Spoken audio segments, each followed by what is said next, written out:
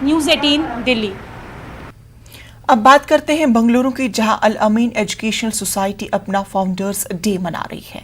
इदारे के बानी डॉक्टर मुमताज अहमद खान को खराज अकीदत पेश करते हुए मुख्तलिफ प्रोग्रामों का इनेकाद किया जा रहा है। इस कड़ी के तहत बंगलुरु की गौसिया पॉलिटेक्निक कॉलेज में मुफ्त हेल्थ कैंप का इनेकाद अमल में आया।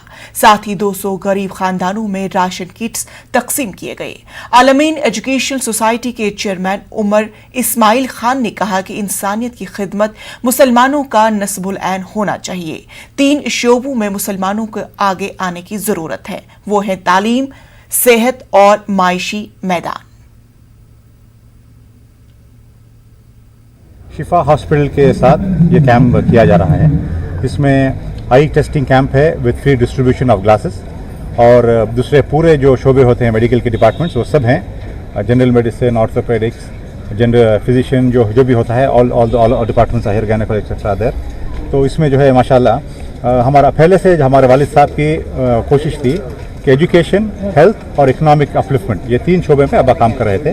तो आपको मेरा याद रहेगा अल अमीन हॉस्पिटल बहुत पहले शुरू हुई थी, जब दूसरे नर्सिंग होम नहीं थे बेंगलोर में। अल अमीन हॉस्पिटल बहुत से मुसलमानों को मदद कर रहे थे। तो इसी तरह से आज हमारा भी ख्याल है कि सिर्फ हम एजुकेशन में महदूद नहीं रहना है, अक्सर मेडिकल कैंप कराना है। और बहुत से गरीब लोग ऐसे हैं जो छोटे बीमारी भी के वास्ते भी हॉस्पिटल नहीं जा सकते, बिल्कुल छोटे बीमारी के वास्ते भी उनके पास 50-100 रुपए भी नहीं रहते कि जाके बीपी टेस्ट कराए या शुगर टेस्ट कराए। जब फ्री कैंप होता है तो इन लोगों को खासकर बहुत फायदा होता है। मकसद क्या है, जो हमारा बुजुर्ग रखो गई डॉक्टर मुमताज अहमद खान साहब, नबी शरीफ साहब, उनके नक्शे कदम पे हम लोग चलना है। वक्त हुआ छोटे से वक्फे का, बने रहे न्यूज़ 18।